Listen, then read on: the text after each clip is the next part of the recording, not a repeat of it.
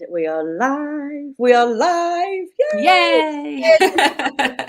We're mastering the tech, Nicola. We are, yes, straight in.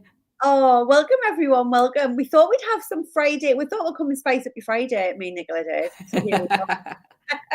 Because Nicola has been in our world for gosh, how many years now? We were saying this the other day, weren't we? It's a few years. Yeah, I reckon it must be about 3 now. 3 Yeah. years? Yeah. After COVID, wasn't it?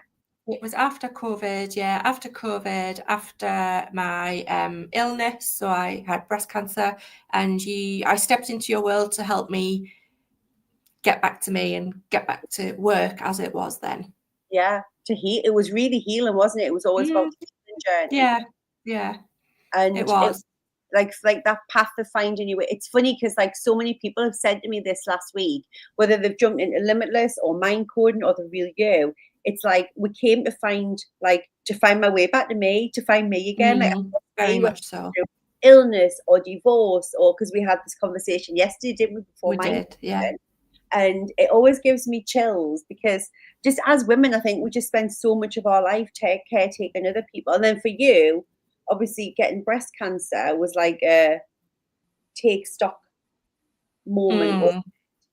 It was, yeah. It was probably things happen in threes, don't there? Yes. So 5-6 years ago, prior to that, we lost Dad very suddenly, and that was, I think, that looking back, that was the first real jolt that I didn't really listen to. And then we all went through COVID. That touched us all in very different ways. For me, it meant I continued to work through that and almost doubled down. It was really strange. And then so that was jolt number 2. That was a connective through everybody. And then as everyone was kind of releasing from that jolt out of COVID, I was diagnosed with breast cancer. So that was my number 3. And that was the one that was a pivot. It wasn't a quick pivot, but it was the one that knocked me and began to change my course, definitely. It's the biggest wake-up call, isn't it? I think because it is different when it happens to someone else, when it happens to you. Even if it's people close to us, it's your illness and your life that you then start to question. So when you did that, obviously you got like, one of the beautiful things with you is you jumped into, you in our world, you've done the Real You program, which is all around finding who you are, what's your purpose, like finding your way back to you. And then you decided last year, didn't you, like, I'm going all in, I'm doing mind coding. Yeah. And I remember you coming up to me at the event, it gives me chills, at the event in Manchester and saying, I'm going to do it. Like, I'm going to do it. And I was like, what are we doing? Like, yeah, it was at the end of the day, wasn't it? Yeah, I'd seen cohort 1 come and go, and at that point, the trust in myself wasn't there. There was something, but it's like, and then Manchester came, and it was that's it. That calling was, that connection was made. And as soon as that opened up, I remember where I was. We were on a family holiday late last summer. It was like, right, I'm in. The doors are open. I'm in. And it just, that was probably the first time that I really felt, I trust this. This feels right. I love that. Like, it just felt really aligned. What did like coming into mind coding, because it is different, is it doing a certification is different just to doing like a normal program. So what was your preconceptions of, like, what were you thinking that you wanted to get out of it before you started, when you were saying yes in the room in Manchester? What was it? It was elevating that connection, so I'd start to scratch the surface. We talk about the peel and the onion, don't we? And I think the skin had come off, and maybe that first layer had started to come away. And it was like, there were so many whys that I didn't feel I had a clear answer to. Almost like there was lots of stuff going on, and it was like, where do you start? Which thread do you pull to make sense of this? So I think in the pre-time, that was it. It was like, right, let's start to iron some of this out and really understand it. yeah, and then as the kind of intro calls and you start to think, so at that time I was still in full-time work, and you know, in a career I've been in for 25, 26 years at the time, and it was like, how am I gonna fit this in? You know, the hours, the study, the exploration.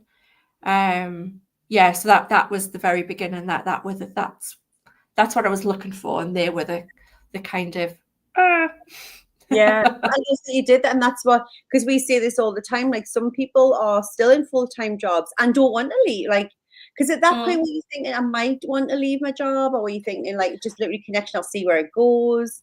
It was see where it goes. It was that journey of starting to be aware enough to make the next steps me-shaped, versus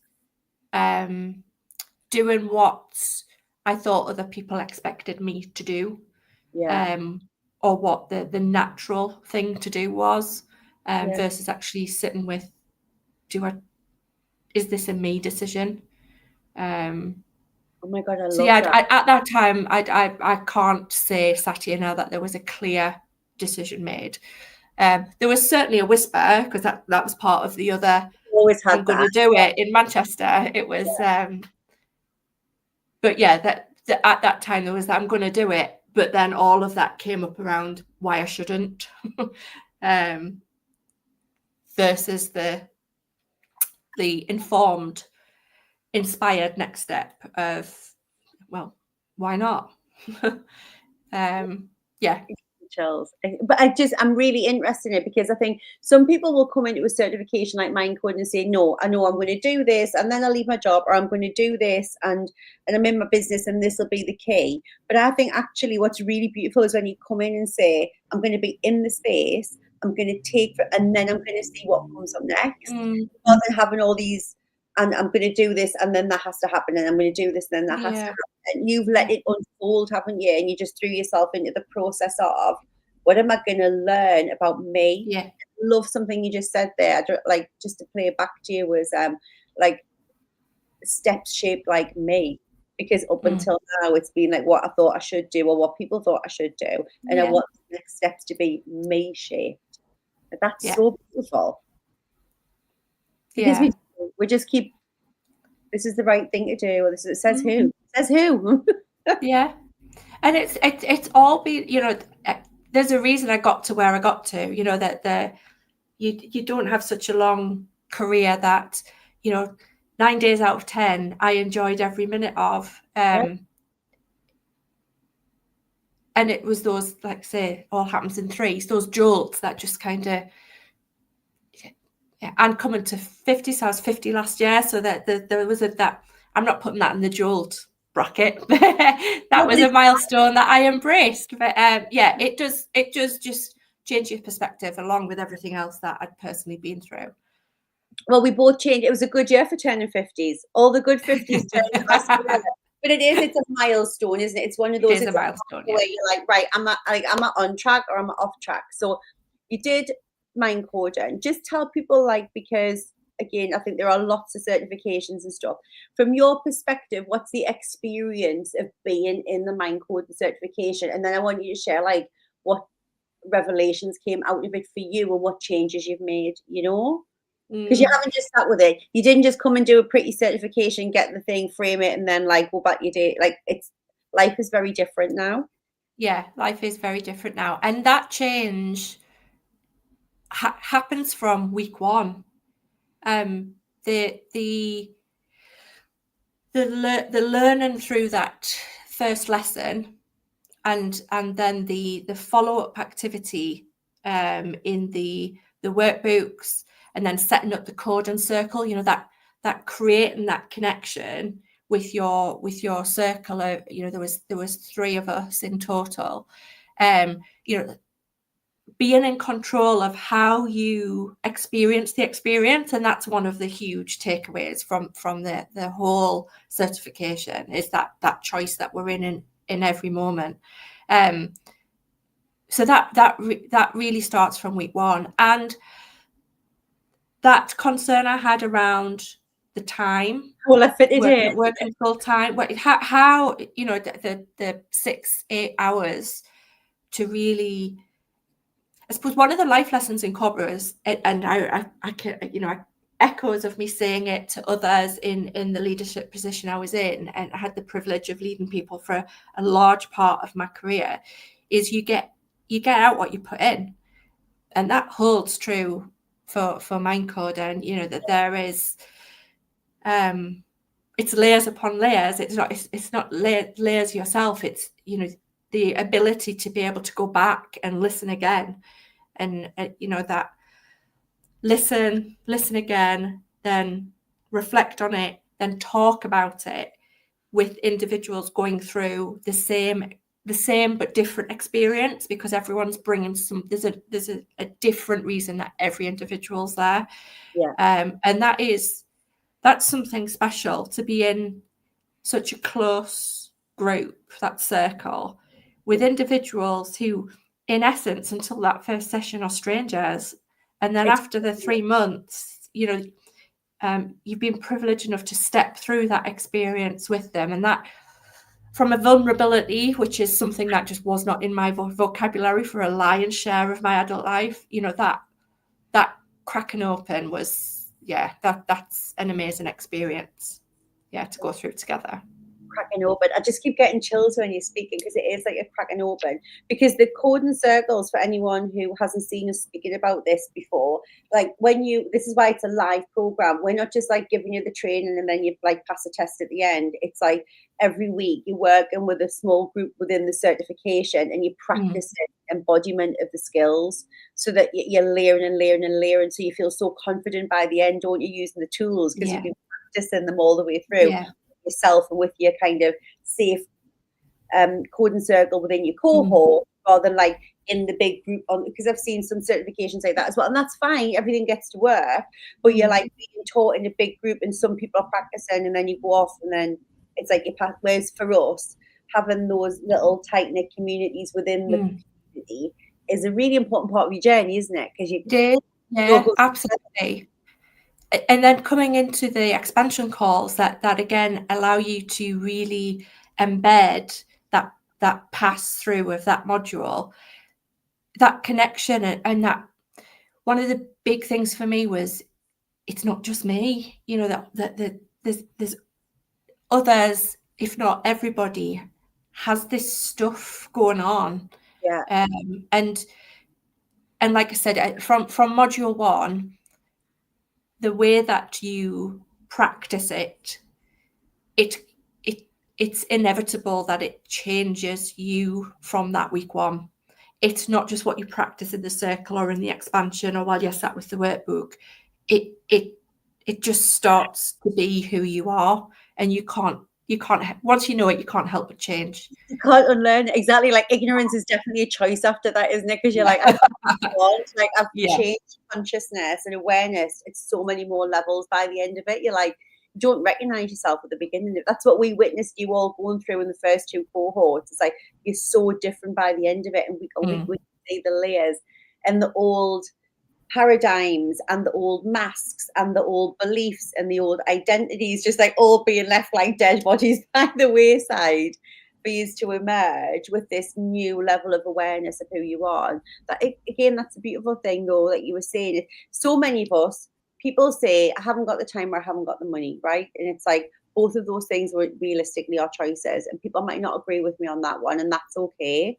But we see all the time expands for what's important to you. Like, you prioritize what's important. And, you know, when we were writing the certification and launching it, you know, I had somebody that I loved really ill in hospital. I was spending hours a day at the hospital. I was doing my doctorate. I was juggling Caleb. We were getting all of this ready. It was like a full-time job just to get the certification ready on top. But the time expanded because all of those things were important, and I wasn't prepared not to do any of them. And it all got done. It all got done. So for you, like, what were some of the big, share what you're comfortable with, obviously, but like, what are some of like the big life-changing decisions, and not just even decisions, but actions that you've made and created in the time from starting Mindcoding to like where you are now?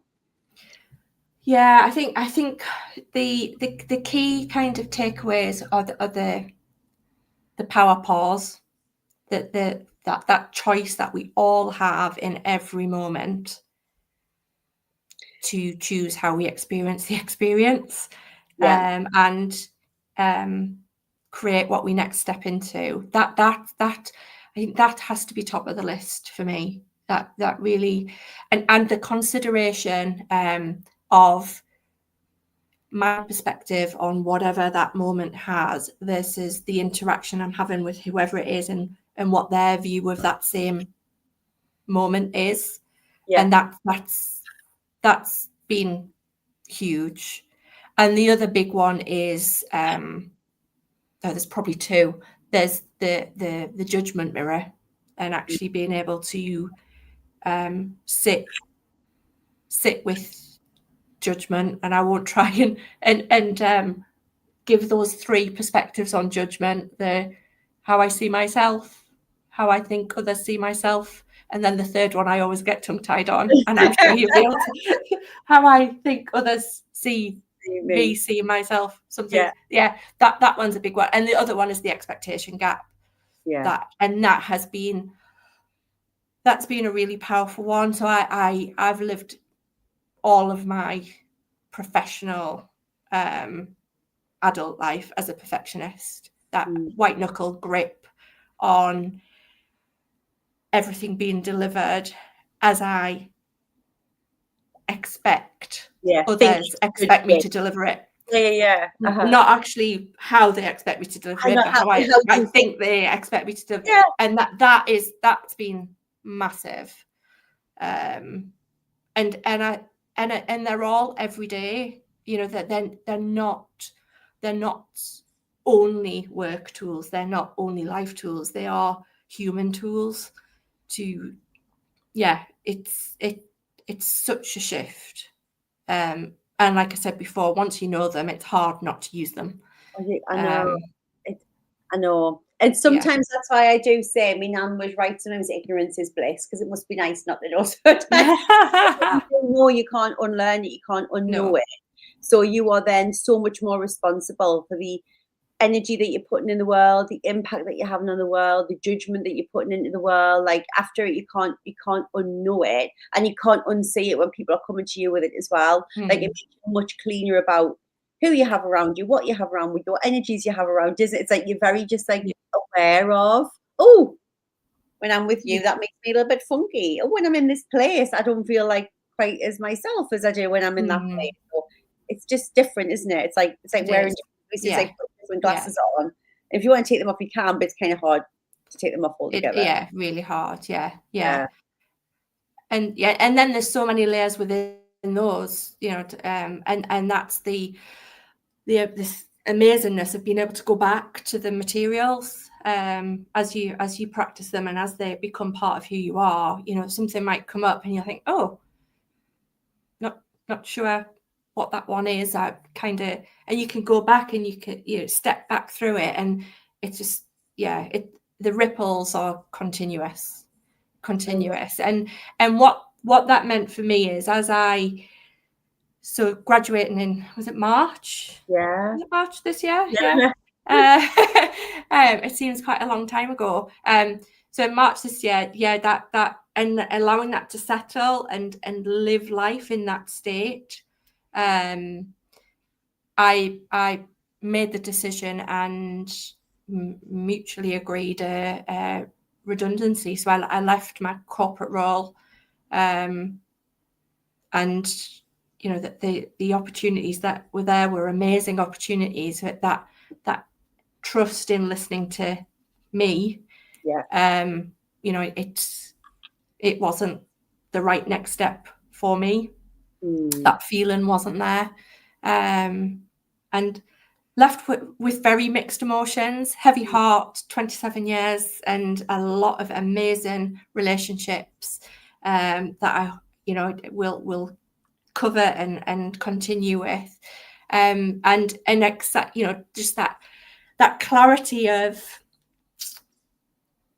how I can be the person, that guidance star that I didn't have in that career to help me make those me-shaped decisions, to give me the trust in myself and let me know that that was all right. I also didn't know I could ask for it. And I think that's one of the big ahas is, you're waiting for somebody else to do it. And it's slip or give that kind of. And it's like, no, you've got it in there. And to be that person to support others find that and listen to those nudges, whether they're external, like my big three, or whether they're those little nudges inside, and being curious enough to explore them and make the steps me-shaped. Honestly, every time you see that, I get like little woo. And one of the most beautiful things you did, even just when you were doing your training, was you started doing something in terms of just even paying back, didn't you? I did, yeah. I got to the end of last year, and so I was probably halfway through Mind Coding. I stepped into a volunteer role with a cancer charity. So my Every Lady's experience is so different, and the surgery I had was quite I'll say rare, but it's not the usual type of reconstruction surgery, and I couldn't find anyone out there to share that with. So I'm now part of the volunteer network with Breast Cancer Now, so I can be that person for those ladies that find themselves in that position of leaning into, that surgery by type, to help and support them step through that. And that has been, it's hard to put words on what that feels like. Oh, I can imagine. I'm just, every time you talk about it, I feel really emotional, because just the fact that the thought of you not having that when that was you in that chair hurts my heart. So the fact that you can be that for somebody else who really needs that at the time when they need it most, and you must feel so lost. I can't even imagine of like, just somebody tell me what to do. Like, I don't know what to do. The fact that you're there to help them, guide them to the right decision for them is incredible. I could not love you more for doing that for women. Thank you. It's a privilege. It's a privilege. Well, it is a privilege that you get to do it, and you're there with all of these skills and tools and the energy of like understanding what they're capable of as well, and being able to see them actually help give them back their power. Like in that moment with that decision is phenomenal, because you must feel very much like you're being washed around in something when you're going through it, and to have to sit there and empower them to make the right decision must feel really good for them. Yeah, then, I mean the feedback has been, it makes it really worthwhile that you're creating those ripples in a meaningful way, and one that you can truly relate to. From that, control the controllable, and there's not many of them when you're stepping through that experience. Right, exactly. So it matters. It really matters. Then obviously we've got Bloom, Grow, Flow. Tell everyone about it. So there's the whisper that started in the early stages of Mind Coding, that I then became courageous enough to call a desire and a calling, which was kind of fed by that volunteer role, and the amazing tools and awareness that Mind Coding gave me. I have founded Bloom, Grow, Flow Connections and Coaching. So the ultimate goal is that, my belief now is that every woman can live life lighter, without the white knuckles, can grow freer in herself and flow further than she ever imagined before. And that's, again, it's that being the person that I didn't know I could access, either externally or within, to be, lighter, freer, and flowing further than I was, 10, 15 years ago. So various ways that you can get a hold. It is very much infancy state, and being out there, visible, and letting the ladies that we can offer support to find us. Yeah, absolutely. And what we'll do is after this, guys, we'll make sure we go through and put your Bloom Grow Flow like on LinkedIn, because this is on LinkedIn, Facebook, YouTube. We'll put where we can connect with you, Nicola, as well. That would be amazing, because I know this will resonate with people today. But from the bottom of my heart, thank you just for saying yes to that whisper, for Bloom Grow Flow, for helping people with cancer, but also just for saying yes to you, to make these U-shaped steps so that you can step into this bigger. And I know this isn't, it's like the beginning, like there's so much more is going to happen. And you coming in, so if anyone joins Mind Coding in this next cohort that starts in October, you'll see Nicola, because she's come as alumni to then go through it and even deepen the knowledge, which is what we love. So thank you for being part of our story and our journey. And we're so proud that we get to be like there with you every step of the way, just watching you. We just couldn't be more just chuffed to bloody bits to see what you're doing with it. It's an honor. Oh, thank you. No, it's been great. Thank you. Thank you. And make sure you follow this woman, because she's literally incredible. You will be so inspired. Like today is like a teeny tiny snapshot of everything she's doing. So we're going to have a little chin wag, and we'll see you all next week. So thank you so much, Nicola. We'll see you soon. Thanks, Donna. Bye.